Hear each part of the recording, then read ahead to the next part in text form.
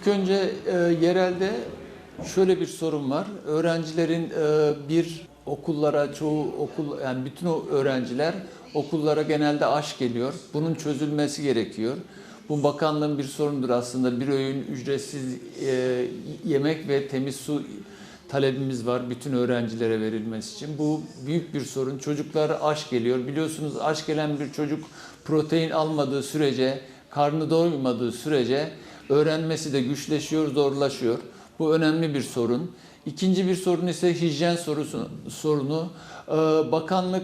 Bakanlığa gelen bütçenin çoğu personele gittiği için, çok personel olduğu için yani %80'i neredeyse personeline harcıyor. Geri kalan %20 ile eğitime harcıyor.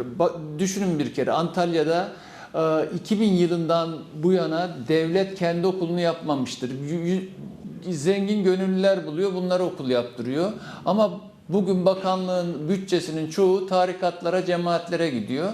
O yüzden dediğimiz gibi bakanlığın hem bütçesi artmalı, bütçesi yükseltilmeli ve bunlar tarikatlara, cemaatlere değil okullara yönlendirilmeli, yeni okullar yapılmalı. Bugün bakıyorsunuz her yeri İmam Hatipleştirmişler ama İmam Hatip'te okullarda öğrenci yok ama baktığınızda Anadolu liselerinde, ortaokullarda, ilkokullarda birçok sınıflar çok kalabalık. 55, 60, 70 kişilik sınıflar var.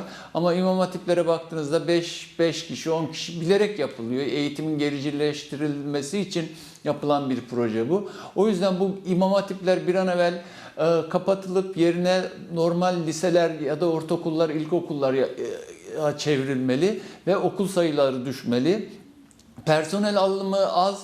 Çünkü dedim ya ekonomik olarak sıkıntı olduğu için veliye sıkıntı devlet kendisi yaratıyor, hükümet kendisi yaratıyor. Velilere yükleniyorlar. Velilerin cebinden işte aile birliği adı altında para toplayarak işte o okulun temizliğini, hijyenini sağlamaya çalışılıyor. Aslında bu parasız eğitim, parasız kamusal eğitim dediğimiz durumu hükümetin, devletin kendisi yapması gerekiyor. Öğrenci okula geldiğinde temizlik için, yiyecek için, şunun için, bunun için para harcamaması gerekiyor. Ama tam tersi ailelerden para toplanıyor. Bunun önüne geçilmesi gerekiyor. Bunun da tek sorumlusu Milli Eğitim Bakanlığı'nın kendisidir. Bu çözülmesi gerekiyor. Antalya'daki en sorunlardan biri de budur. Hani çocuklar, hijyen sorunu var. Bir sürü sınıflar gerçekten çok kirli, temizlenemiyor. Çünkü personel alımı olmuyor. Devlet bunu karşılaması gerekiyor. İki, dediğim gibi temiz su ihtiyacı var. Bütün okulların temiz su sağlanmıyor. Bu kim tarafından? Gene bakanlık tarafından, hükümet tarafından. Bu tür sorunlarımız devam etmektedir. Ücretli öğretmen, sözleşmeli öğretmen alımı aslında yanlış bir şey. Kadrolu öğretmen alınması gerekiyor. Antalya'da da öğretmen açığı var. Ama ne yapıyor? Ücretli öğretmene ek ders saati maaş ödüyor ve geliyor işte aldığı maaş aslında asgari ücretin bile altına geliyor neredeyse. Bakıyor öğretmen geçinemediği için bırakıp gidiyor ya da seneye değişiyor öğretmen açığı olduğu için. O yüzden kadrolu istihdam yapılmalı. Bugün Türkiye genelinde 450 bin tane öğretmen açığı var diyoruz biz. Bakanlığın açıkladığı aslında 150 bin. Bu rakam biraz daha yüksek aslında ama bunu bakanlık ücretli öğretmenlerle, sözleşmeli öğretmenlerle çözmeye çalışıyor. Bu doğru bir çözüm değil. Öğretmenleri bölüp parçalayıp yönetmeye çalışıyor.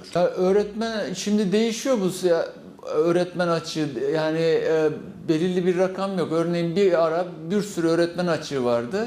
Bunu hani son sayıları bilmiyoruz gerçekten. Kırsalda daha çok sorun var. Öğretmen açığı daha fazla. Ücretli öğretmenler kırsalda daha çok fazla var. Sözleşmeli öğretmenler kırsalda daha çok var.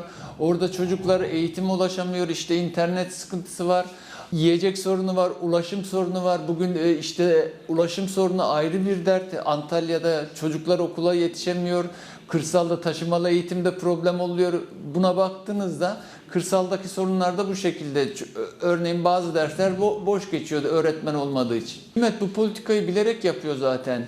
Yönetebileceği bir toplum yaratmak için cahil, biat eden bir toplum yaratmak için bunu yapıyor ve eğitime bütçe ayırmıyor. Bu eğitime gelen bütçeyi de tarikatlara ve cemaatlere ayırdığı için bizim geleceğimiz gerçekten karanlığa doğru gidiyor. O yüzden bunun için bir bakanlığın bütçesi yükselmeli ve bilimin, kamusal eğitimin, ana dilde eğitimin, parasız eğitimin önü açılmalı, layık bir eğitim olmalı. Bunların hepsini yapmamız gerekiyor. Bu şekilde bir eğitim sistemine doğru geçmemiz gerekiyor. Bunu bakanlık özellikle ortadan kaldırmaya çalışıyor. Hükümetin politikası bu zaten. Kamusal, bilimsel, layık ana dilde bir eğitim yerine gerici bir eğitim zihniyetini hayata geçirmeye çalışıyor. Eğitim Sen'e yönelik zaten bu yıllardır kurulduğumuzdan bu yana bize bir baskı, mobbing uygulanıyor. Çünkü Eğitim Sen sadece ekonomik mücadele veren bir örgüt değil, demokratik bir mücadelede hem ekonomik hem demokratik veren bir örgüttür, sendikadır. Sokakta aç kalan, fakir kalan insanlara da elini uzatır, onların hakkını da savunur. İşte kimliğinden dolayı ezildiği için onların da hakkını savunduğu için Eğitim Sen her zaman mobbinge, baskıya uygular. Çünkü bir okulda eğitim senli varsa orada tartışma, sorgulama var demektir.